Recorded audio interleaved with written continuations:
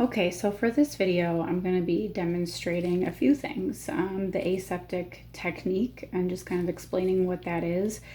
The gram stain method, how to prepare a smear, and the endospore stain and the acid fast stain.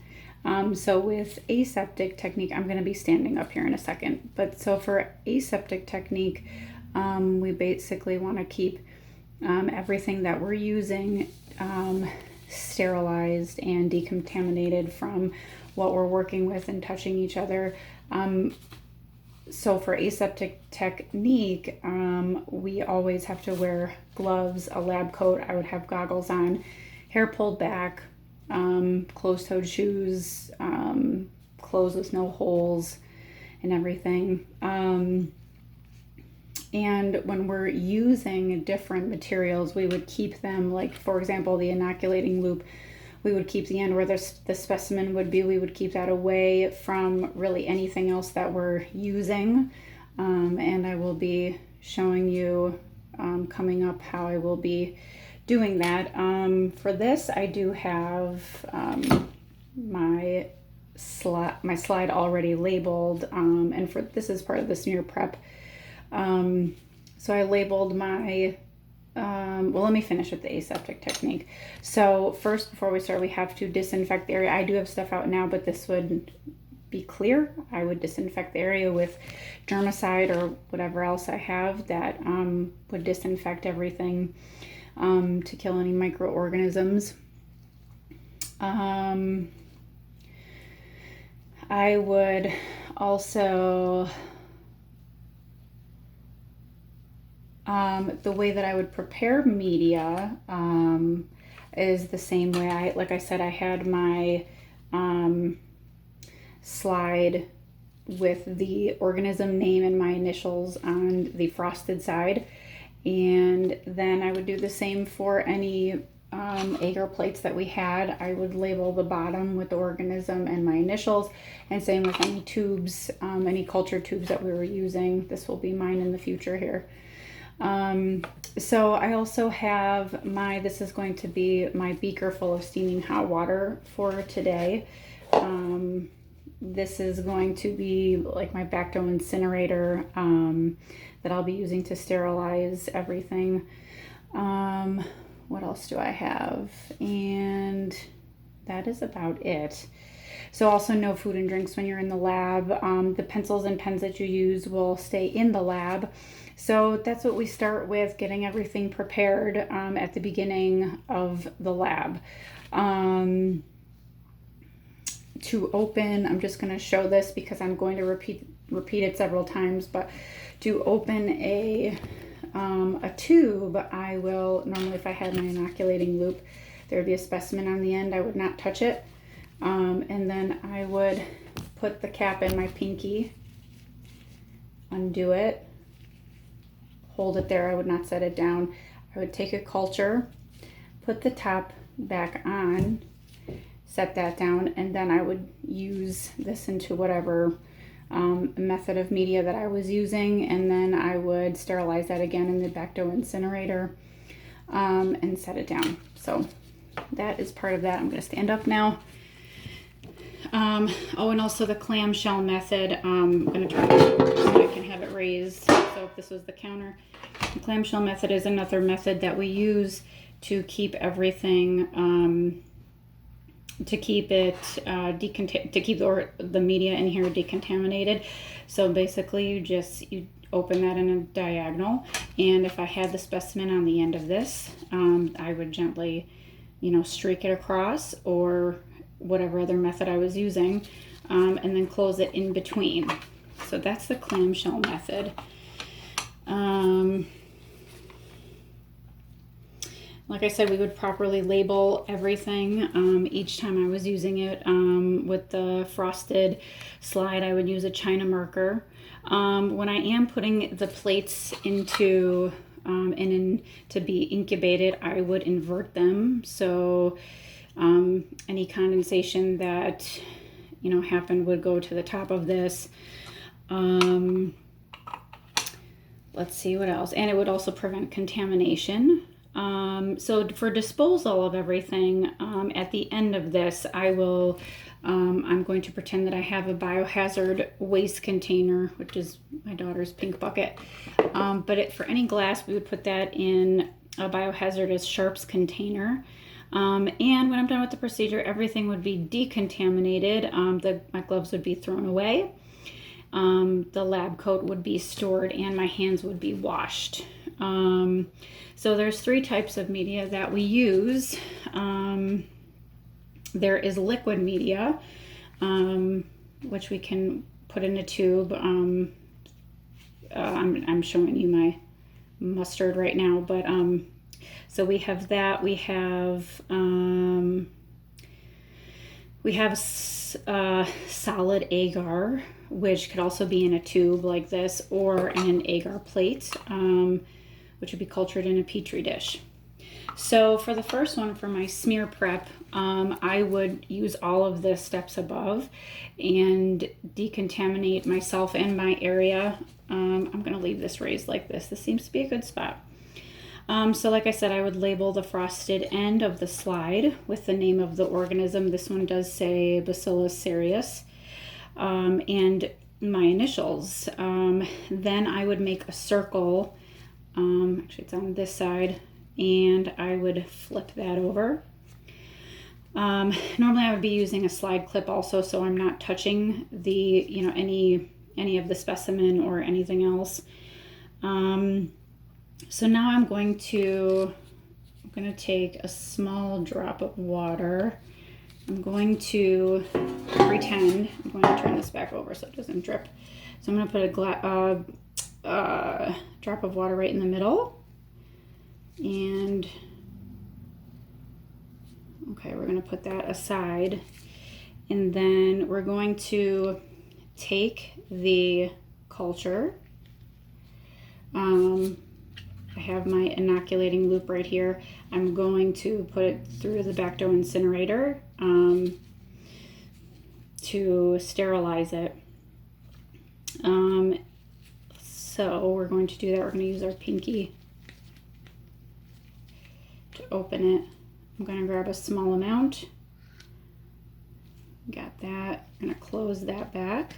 And I would put this back in my test tube rack that I grabbed that from.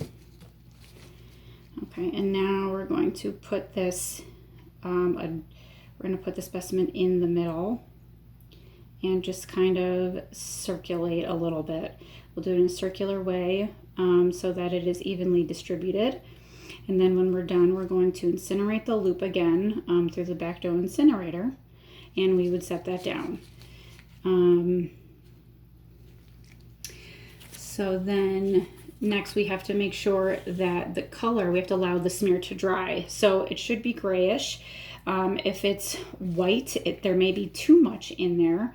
Or too much of the specimen on there where it may give us a fuzzy or won't give us a clear picture of it, or if it's not enough, we won't be able to see anything or barely anything.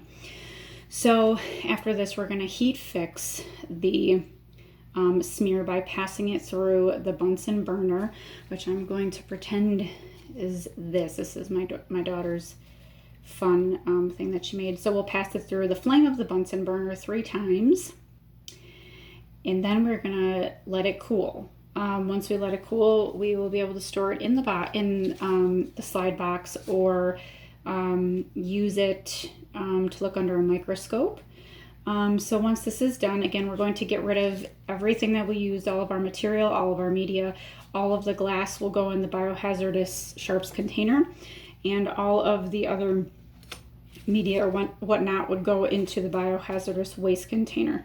Again, I would decontaminate myself and my workspace, and that would be that. So now we're going to move on to the gram stain method, and this is a positive staining method, which it's a differential procedure that identifies bacteria based on the structure of its cell wall.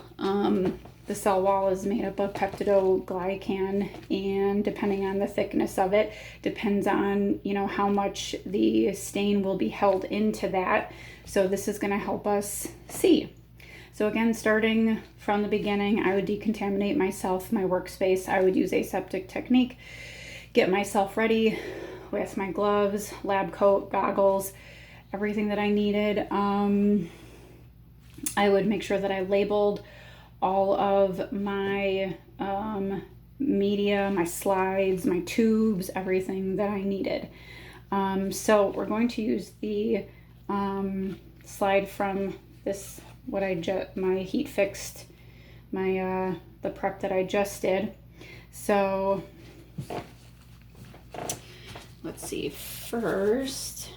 So this is all heat fixed on there. This is my stain tray right here. And we're gonna have the smear facing up.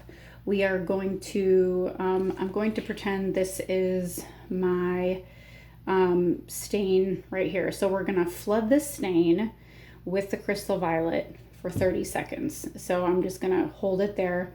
So we would be flooding this for 30 seconds. So now, and again, this is the primary stain called Crystal Violet to stain the cells. And then we're going to rinse this in a stream of water. So let the water run down until the water is clear coming off of the slide. Now we're going to lay the slide flat on the stain tray, and we're going to flood the smear with iodine for 60 seconds. And this is going to help it fix to the slide. So again, I'm going to pretend that I'm getting the iodine, and we will flood that for 60 seconds. And when that's done, then we're going to rinse again with water in a stream of water gently, and let it rinse down. And then once that is done, we are going to use a decolorizer, which is the 95% alcohol, and we're going to put 10 to 15 drops of that on the slide. But again, we don't want to put it directly on there. We're going to kind of do it on the side and let it kind of run off.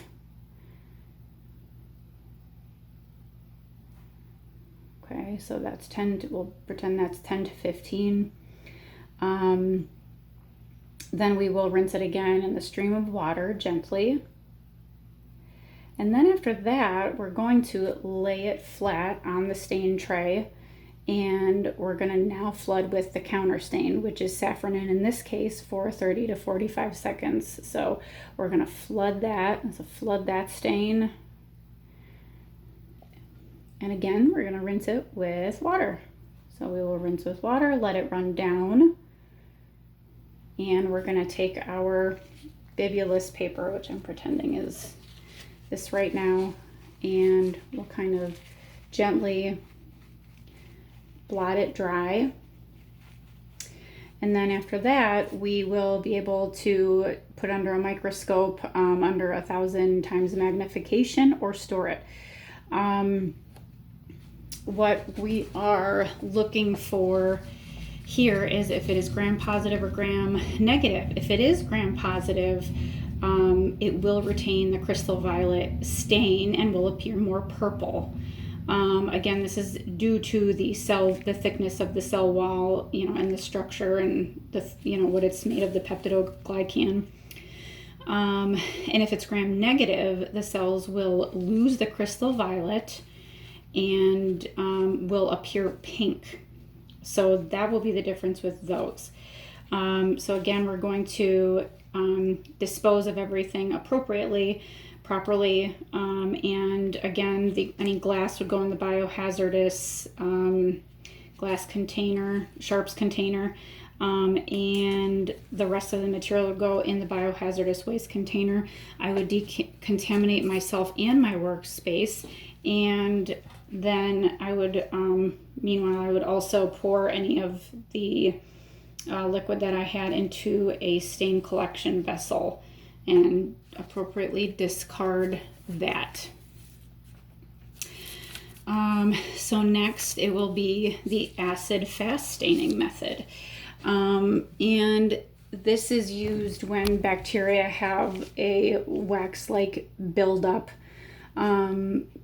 it's like lipids on the outside, and it's difficult for the stain to get through. So these cells will appear as a mixture of red and purple when they are gram stained. So for this procedure and the next procedure, the endospore staining, we will be using steam to help break this down. So again, I'm going to prepare myself using the aseptic technique with gloves, lab coat, everything, described in the beginning.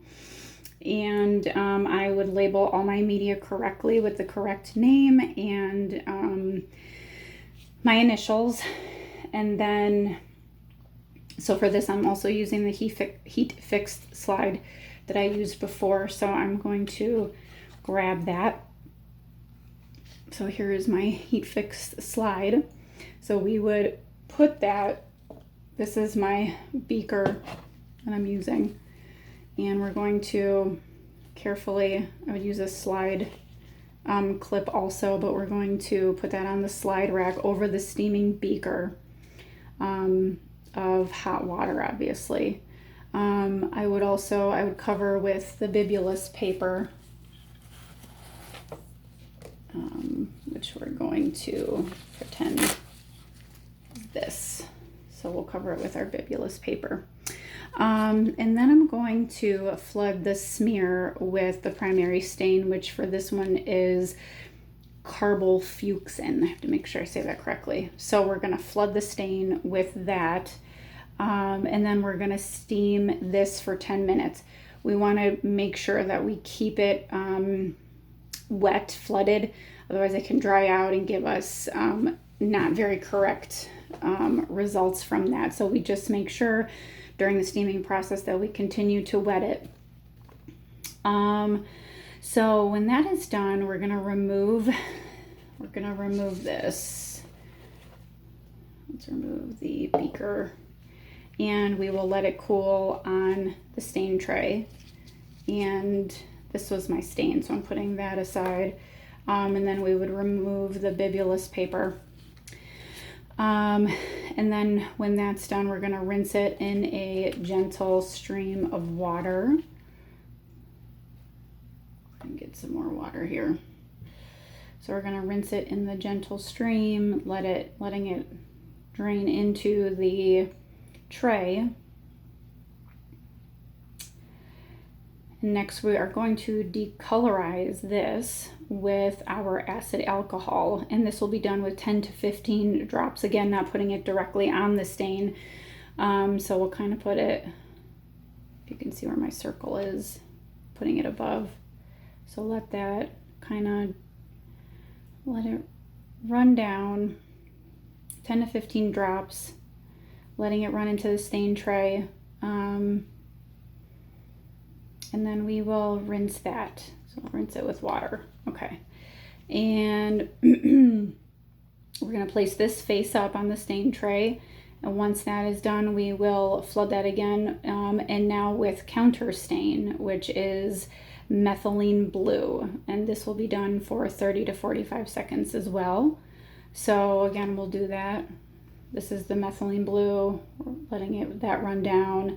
We'll let it rinse out until it's clear. And then we're going to rinse it again. So now we're going to blot this dry with the bibulous paper.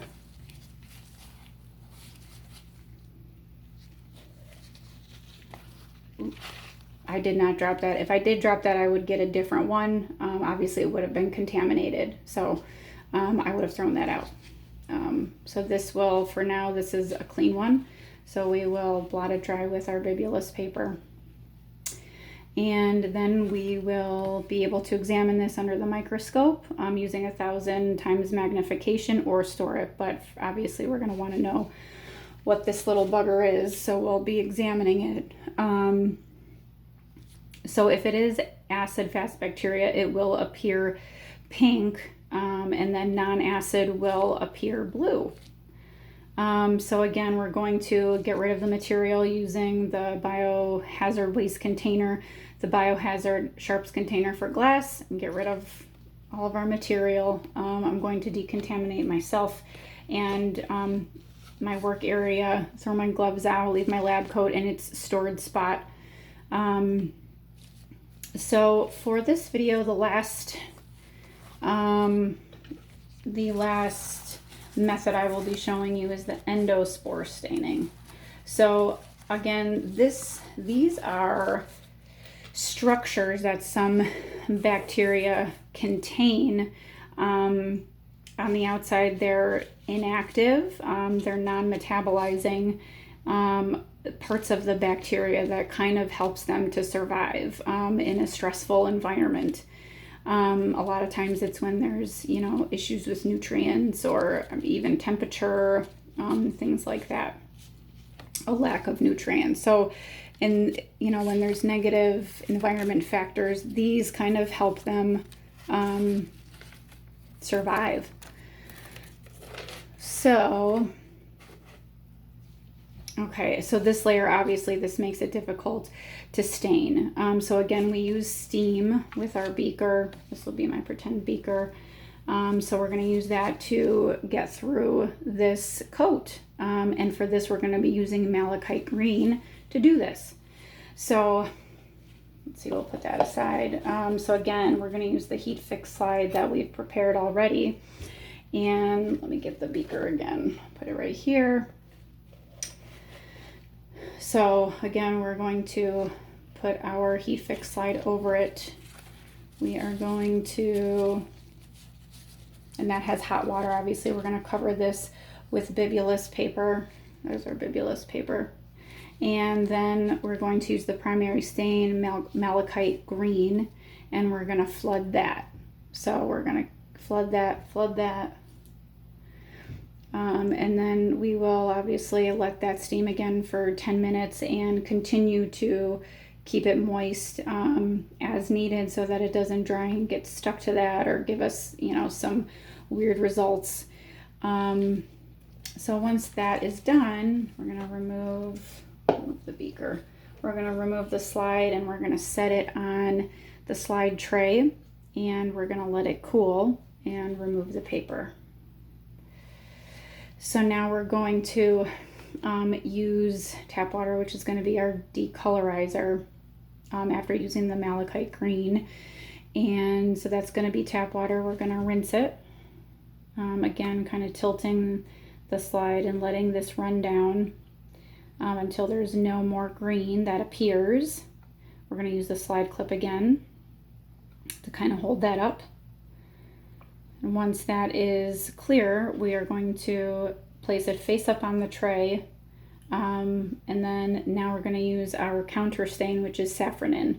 So we'll do that for 30 to 45 seconds. And again, we're going to tilt it on an angle and flood that, let it run down.